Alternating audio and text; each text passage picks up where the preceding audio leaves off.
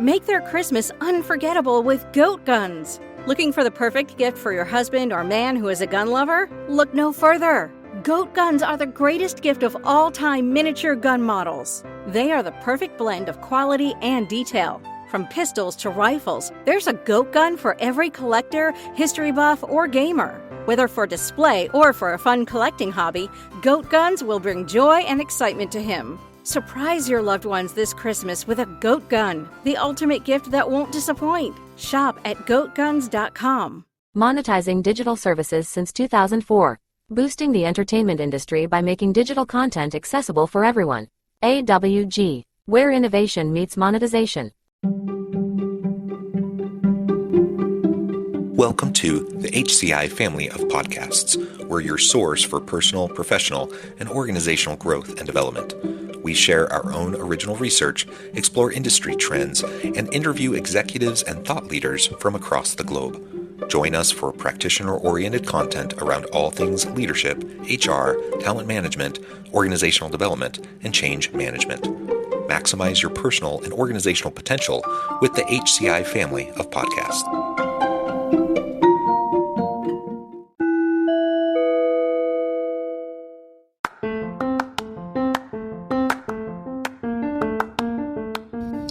Welcome to the podcast. In this episode, I talk with Zander Sprague about how to be epic at work, even when you're working remotely.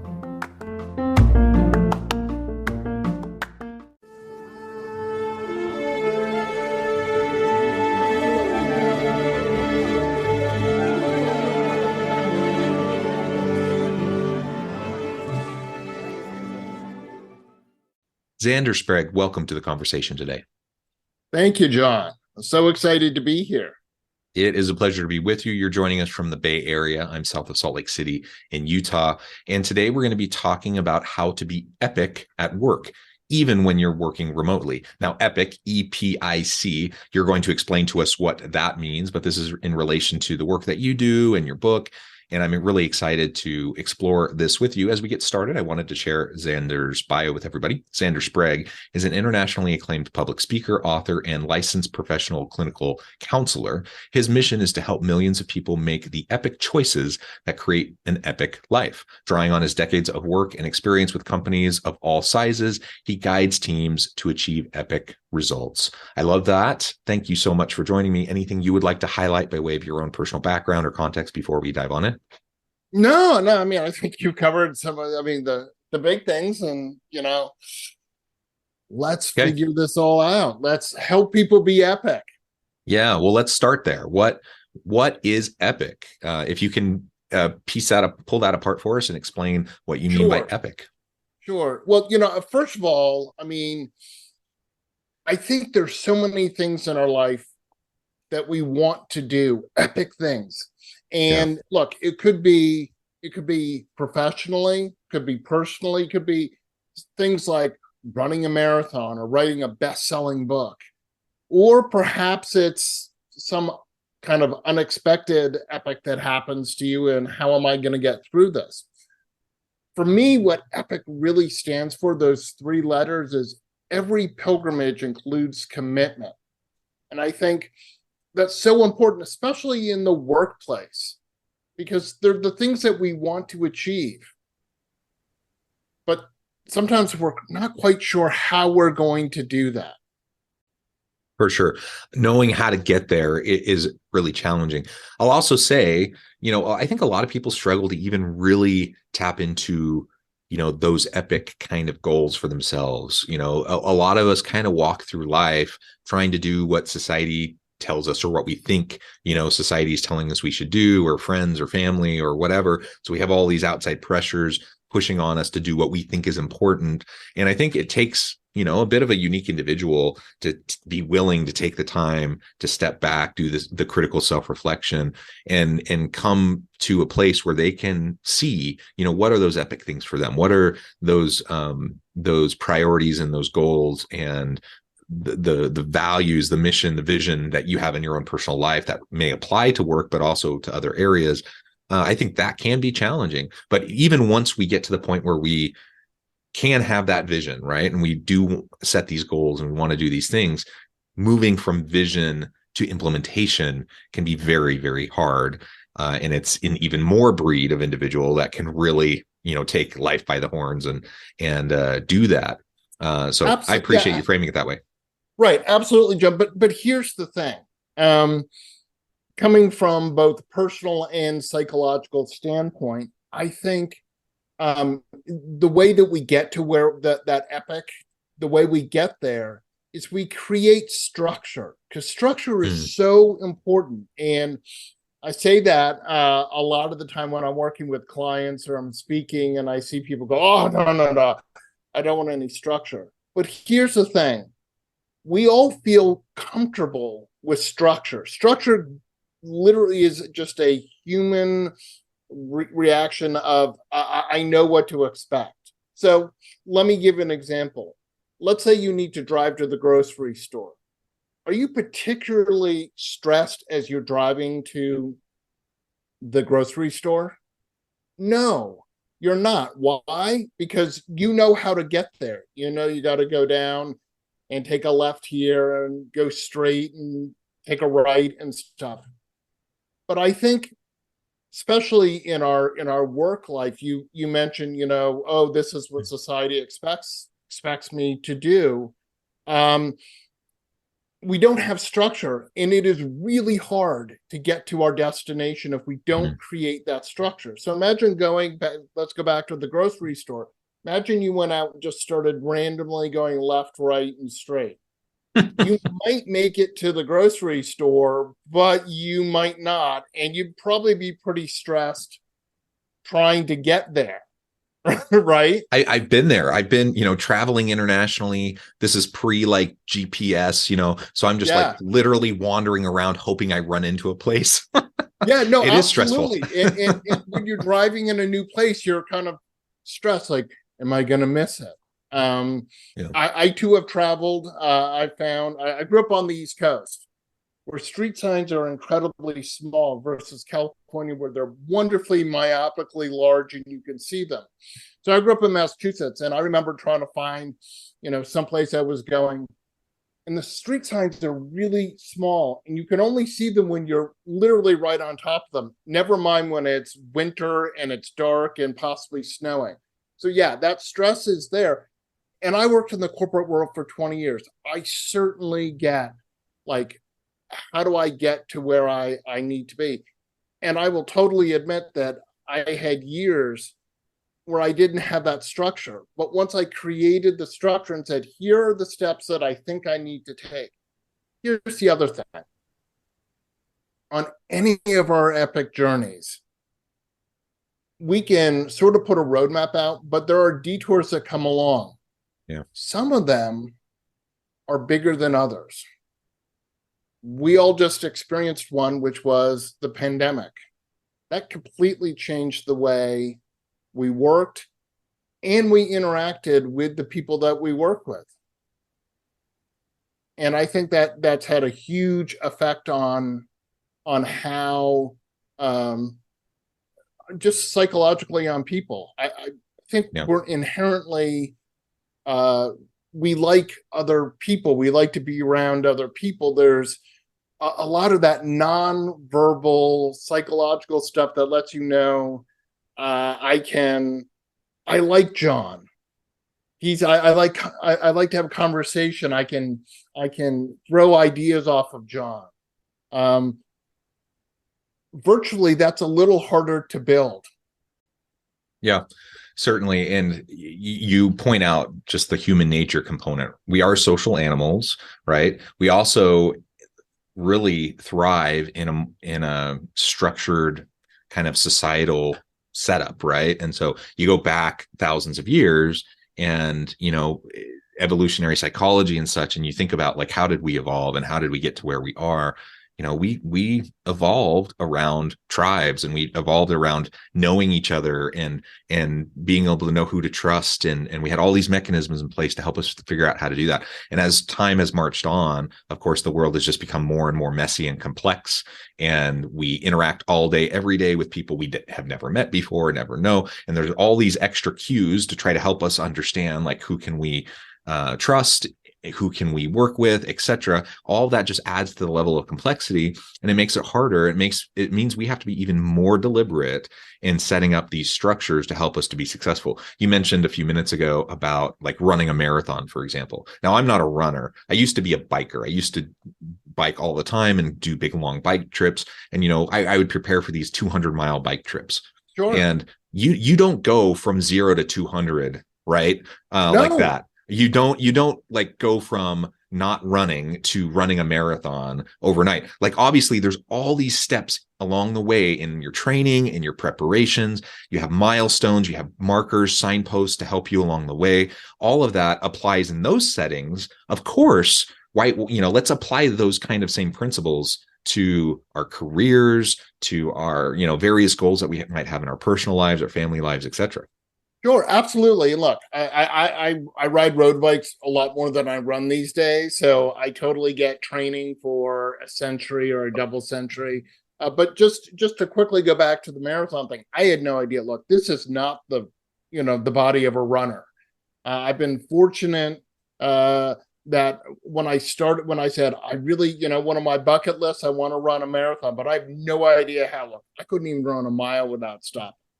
But I joined Team in Training, which is the fundraising side of Leukemia and Lymphoma Society.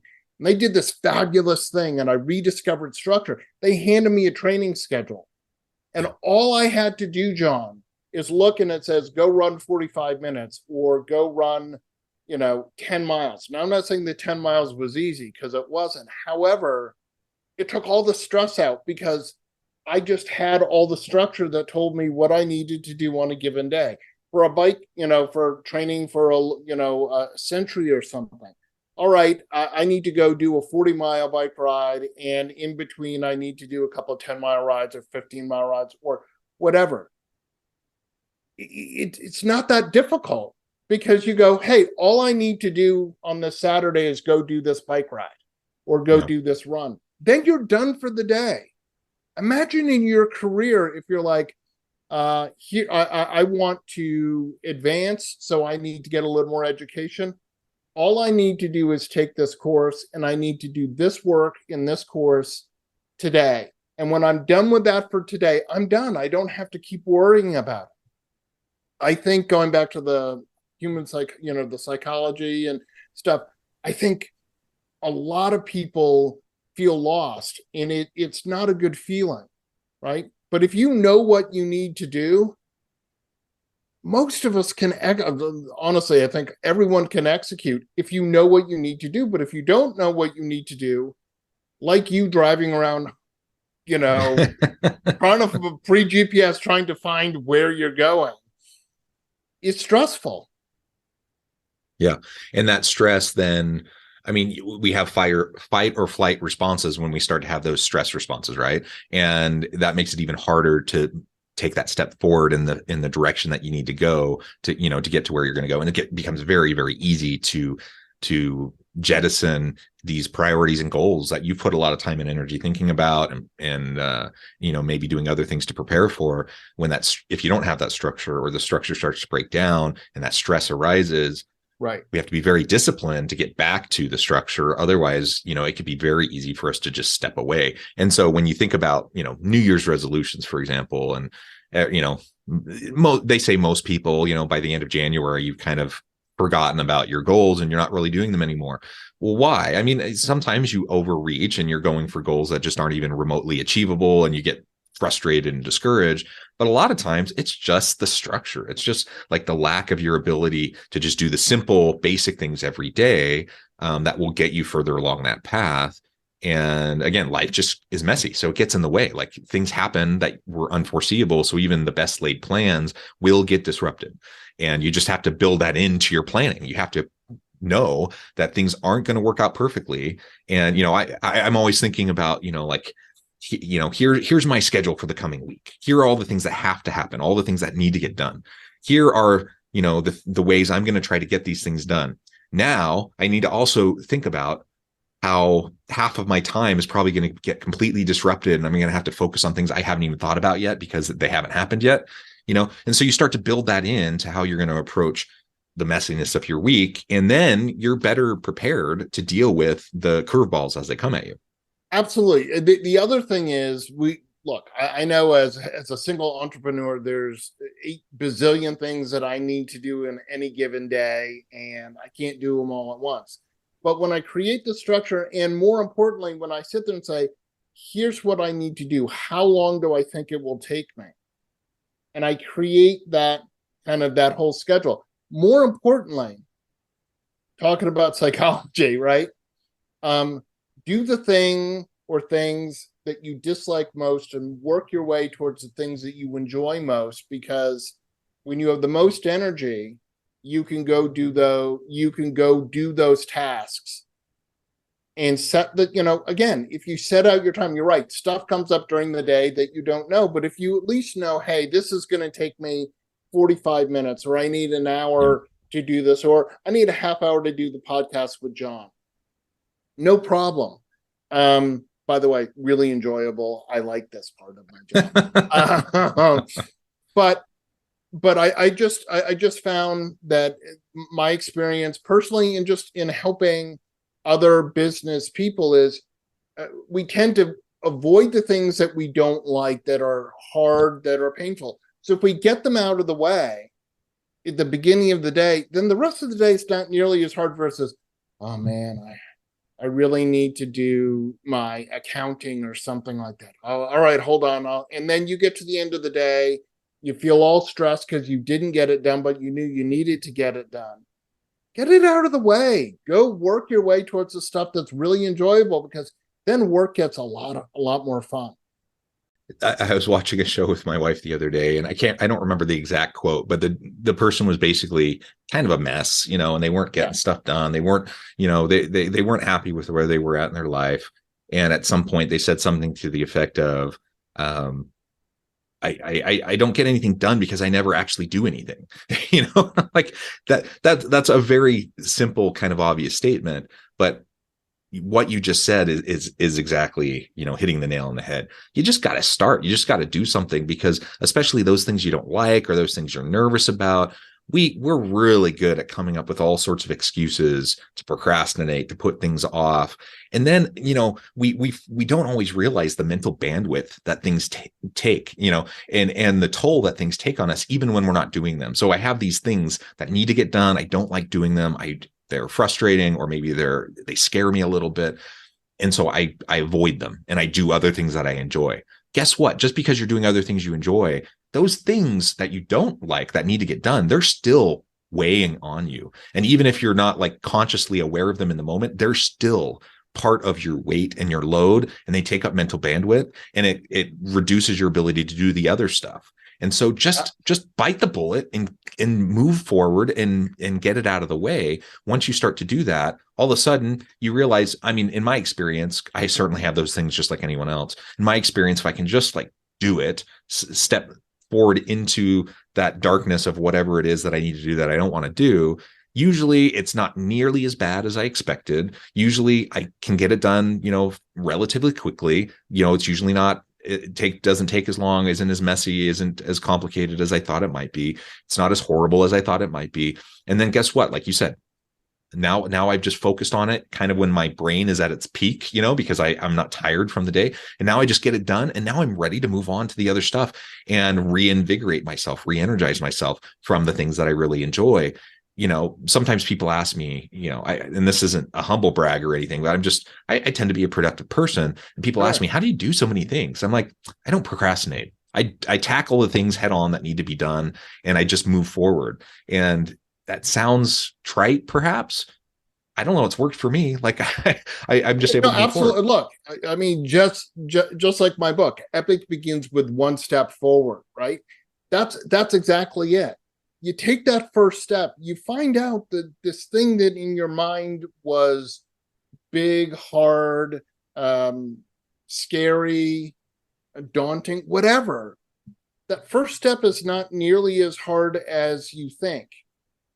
Going back to the marathon analogy, there's a famous quote that says, every marathon begins with one step forward. And that's absolutely true. Yeah. I've been on both having run 4 full marathons and 10 halves and a 50K ultra, I've taken those steps, but I've also done other things. I went back to graduate school to get my master's at 45. I had to get 3,000 hours of internship before I could take the licensing exam. I was on a really long journey to become licensed. Obviously, there were a lot of steps there. Some were easier, some were harder, but I understood where I wanted to get to. And in the business world, especially in the corporate world, it can be hard to say, how do I navigate this? Well, there are a couple things. First of all, something that you said about the weight of not doing something. There's Gestalt was a psychologist, and he had this closure theory, and he showed people these 10 pictures of circles. And he said, how many are full circles? Well, it turned out that there's only, out of the 10, there's only 2 that are full circles or something like that. And there are a lot that are just barely, like, and people in our mind, we want to close that circle, right? And that weight of having the open, I have to do this task. That circle is open, but once you close the circle, you don't worry about it anymore because it's kind of like hitting traffic. You're like, oh my God, I'm gonna be late, I'm in traffic. But once you get past that construction, that accident, whatever, are you still thinking about what held you up? Probably not. It's in your rearview mirror. And I think that's so true in our professional careers, that if we think about what we need to do, be it just your job, or be it, that you want to advance yourself. Also, don't be afraid to ask for help. Yeah. I think all too often, I have spent hours spinning my wheels trying to solve something. And then it dawns on my thick skull that I need to let me ask my community for help. Someone goes, oh yeah, I did that. And I get the answer in like 5 minutes. And I think, yep, I just spent 2 hours trying to solve this, and I could have solved it by asking for help. Absolutely. Very good. And so you've pointed out some of the really important components here to this EPIC mindset. Now, I'm assuming, maybe this isn't the case, but I'm assuming EPIC stands for something. Is it an acronym? Yeah. Every pilgrimage includes commitment. Mm. And I think, depending on, and I chose pilgrimage for a reason. If you think of, if I'll use myself, I certainly was on a pilgrimage to get licensed, and it was a long thing, and there was a lot of commitment there. For you, John, when you were training to do these 200-mile bike rides, right? That's a pilgrimage, right? And I know that might have some religious connotations, but that's not really what I'm talking about. I'm just talking about that journey that has inherent unknown, some stress, some struggle. But if you long, commit to arduous, long, arduous, whatever, you can make it. I've done amazing things. I'm the author of 3 books. 2 of them are Amazon bestsellers and won awards. I hate writing. Okay, I mean, I'm really transparent. If you told me in college I was going to be the author of 3 books, John, I would have told you that you were, on drugs or drinking or delusional or something. I'm like, there's no way. But I had always thought about writing a book, but I had no idea. I had all kinds of feedback in school. I wasn't a good writer. I'm a talker, not a typer. So I utilized that to be able to at least get some words down on paper. I dictated my books. My epic book, I did with a friend of mine, and we just did interviews, and then I took that, and because it was so much easier to talk to someone, and took those ideas and created the book. So, like, I think inherently we all know what we're good at or how we'd like to do something. Well, why not try and do that as much as possible? Because you'll probably be a lot more successful and a lot happier getting it done. I wrote a book by talking. Oh my gosh. But I did it 3 times. It's amazing. Yeah, and whatever that thing is for us, right? Career aspirations and goals, family, community aspirations, goals, personal, physical fitness, whatever, like whatever the thing is for Yeah. us. Um, I think it's just really important to recognize that we have all this stuff going on in our heads that often is telling us you can't do that, you're no good, all these limiting beliefs. And it can be super scary to address those limiting beliefs and to try to tackle them head on. But once you start to take that first step forward, you start to take that step into the darkness, you start to realize, oh, this really isn't as bad as I thought or as hard as I thought. And there are so many other people that have also done the same thing. You can look to them for examples. You can reach out for help, mentorship, coaching. People, in my experience, most people are pretty happy to share their experiences and wisdom with you and help you learn some of the tricky things, the pitfalls that they faced, so you don't have to face the same things. Like, there's lots of things that we can do if we're just proactive about it. And I really like this pilgrimage kind of imagery that you're conveying through your book title, because anything that's worth doing usually is hard. It's usually long, arduous. There's lots of setbacks. Anything that you're going to be super happy and satisfied with in your life is probably going to be really hard. And how sad if we forego the opportunity to develop that kind of self-efficacy and confidence and the ability to not only feel good about ourselves but impact the world in a positive way. How sad is that if we forego that simply because we're nervous, scared, worried, all the things that are completely valid emotions. We all feel them, but we don't have to get stuck in them, right? We don't have to ruminate in them. Absolutely not. And look, here's I want to share 2 words that I think are essential in this pilgrimage. Not yet. Not yet is so, for me, so powerful. It has so much optimism. So, for example, as I was going through my graduate career, are you licensed? Not yet. If I just said no, then it makes it sound like it's never going to happen. It was a long not yet, because there were steps I had to take in order to get there.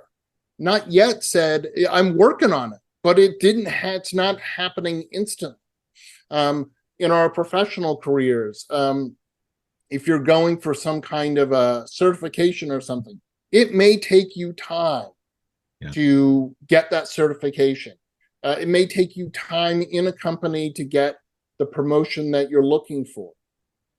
Just because you haven't gotten it doesn't mean you're never going to get it. Just means not yet. Have they come out with a promotion list? Not yet. Not no, because then it makes it sound like it will never happen. I think all of us need to have not yet be our passenger on our epic journey. Because I think if you just say not yet, it leaves it open. And look, I have so many not yets in my life. Some of them may never occur. That doesn't matter. I still keep open that optimism that it's possible. Yeah. Yeah, well said, Zander. This has just been a really fun conversation. I note the time. I need to let you go here in just a minute. But before we wrap things up for today, I wanted to give you a chance to share with the audience how they can connect with you, find out more about your work, where they can find your book, and then give us a final word on the topic for today. Absolutely. Okay, so you can get a hold of me at zandersprague.com. I'll just spell it out. That's ZANDERSPRAGUE.com. If you Google Zander Sprague, you'll find me. If you go to Amazon, put in Zander Sprague, you'll find my books.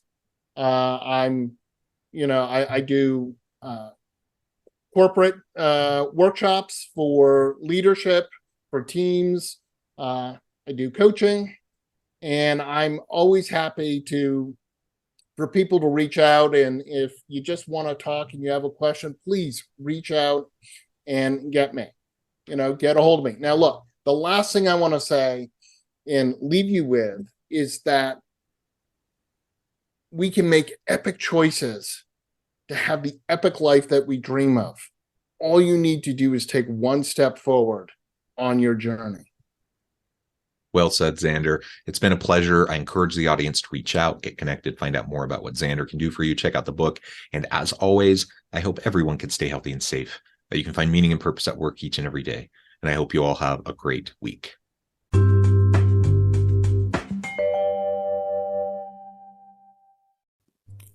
Thanks again for joining us for this episode of the Human Capital Innovations Podcast. I hope you stay healthy and safe and that you have a great week. Monetizing digital services since 2004. Boosting the entertainment industry by making digital content accessible for everyone. AWG, where innovation meets monetization.